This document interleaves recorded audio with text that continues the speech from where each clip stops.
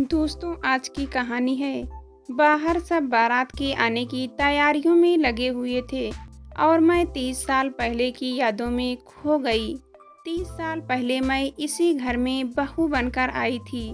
मन में हजारों रंग के सपने सजाए। थोड़ा सा डर भी था। अनजान लोगों के बीच कैसे रहूंगी मैं। उनके विचार व्यवहार सबसे अभिनव थी। दरवाजे पर पहुंचते ही मेरी सास ने आकर आरती उतारी। मेरे गले तक गिरे हुए घूंघट के अंदर भी लोगों की चीरती हुई आंखें पहुंच रही थी। दहलीज पार कर ही सारी भीड़ ने मुझे घेर लिया। ससुराल में नई बहू की हालत और चिड़ियाघर में नए जानवर ही हालत एक जैसी ही हो जाती है।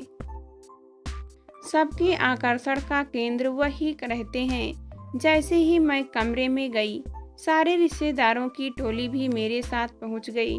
मैं अपने आप को सामान्य करने के लिए एकांत खोज रही थी, लेकिन भीड़ ने मेरा पीछा न छोड़ा। सबके बीच में सहमी सी बैठी हुई थी। मुझे ब्याह कर लाने वाला पति मुझे कहीं दिखाई नहीं दे रहा था। जिसकी मुझे उस वक्त जरूरत थी, वो आते भी कैसे, ये जानते हुए कि सब वहाँ तरह तरह के मजाक बनाना शुरू कर देंगे। सब मुझे घूर रहे थे और मैं उनकी नज़रों से असहज महसूस कर रही थी। उनकी बुआ नज़रों से ही मेरे गहने तौल रही थी। इतने में मेरी सास भी आ गई। मैं चुपचाप बैठी उनकी बातें सुनने लगी। बुआ ने कहा, बहू के मायके के गहने बड़े हल्के लग रहे हैं। तभी मेरी सास ने जवाब दिया, हमने तो कुछ ज़्यादा मांगा नहीं था, सोचा अपने मन से ज़्यादा दे देंगे। खुशबू, मेरी बड़ी ननद की शादी में हमने कितने भारी भारी गहने बनवाए थे। ससुराल वाले आज तक तारीफ करते हैं। उनकी वार्तालाप सुन के मैं अंदर तक हिल गई। एक ऐसे लोग हैं जो नई बहू के सामने ही उसे नीचा दिखा रहे हैं। जितने सुनहरे सपने सजाई थी, सब एक साथ टूटते नजर आने लगे। मैं कुछ भी नहीं बोल पाई, सिर्फ अपने परिवार वालों के लिए। ऐसे शब्द सुनकर आंखों में आंसू आ गए। नए घर के नए माहौल में ढलने की कोशिश करने लगी मैं। रसोई में जब पहली बार खाना बनाने गई, तब कोई भी मदद के लिए नहीं आया। मुझे खाना बनाना आता था, पर यहाँ के लोग कैसा खाना पसंद करते थे ये नहीं पता था। इसका नतीजा ये हुआ कि जो खाना मैंने बनाया उसे खाते ही सबके मुंह बन गए। इतना मसालेदार खाना हम नहीं खाते। बाप रे, मिर्ची की ही सब्जी बना दिए है वो। क्या? अरे, रिफाइंड तेल में नहीं, सरसों के तेल में सब्जी बनाना था। ये लोग घी की जगह तेल से तड़का लगा दिया दाल को। मेरी सास भी सबकी हाँ में हाँ मिला रही थी। मुझे यहाँ के तौर तरीके सिखाने की बजाय मुझे ताने मिल रहे थे। सास से कुछ कहती तो वो अपनी सास के बारे में बताने लग जाती। अरे, हमारी सास जैसी सास मिलती तब पता चलता तुमको। मेरी सास ने भी ऐसे ही अपना शासन चलाया था। तुम जब सास बनोगी तब तुम्हें पता चलेगा। मीनू, कहाँ हो? जल्दी आओ। पूजा की थाली लेकर बारात आ गई। बड़ी ननद की आवाज़ ने मेरी तंद्रा तोड़ी।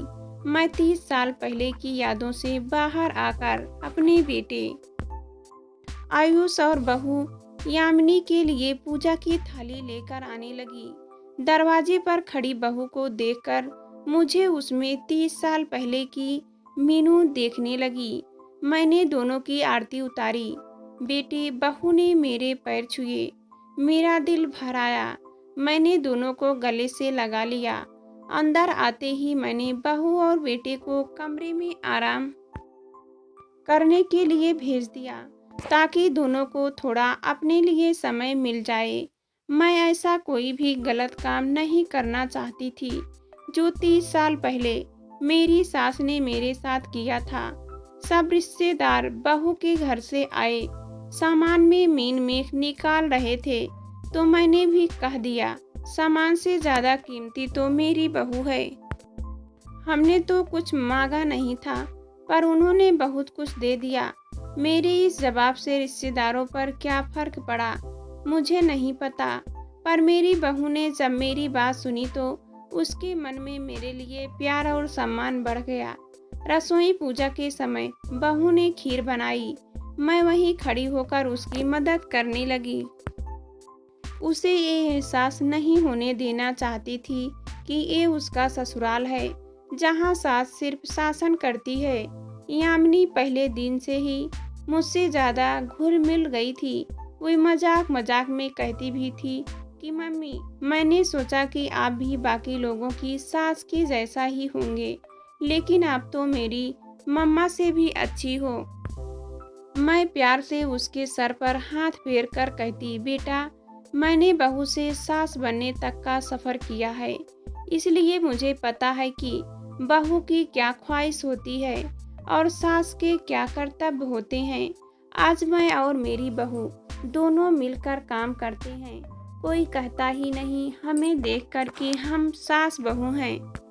सब कहते हैं कि ये दोनों तो बिल्कुल माँ बेटी लगते हैं।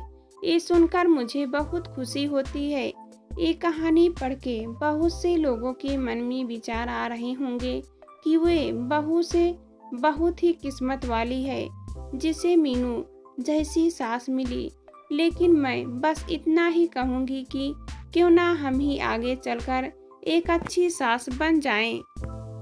अगर आप एक बेटे की माँ हो तो अभी से एक अच्छी सास बनने की शुरुआत कर दीजिए, क्योंकि सास भी कभी बहू थी और हर बहू कभी ना कभी सास बनेगी।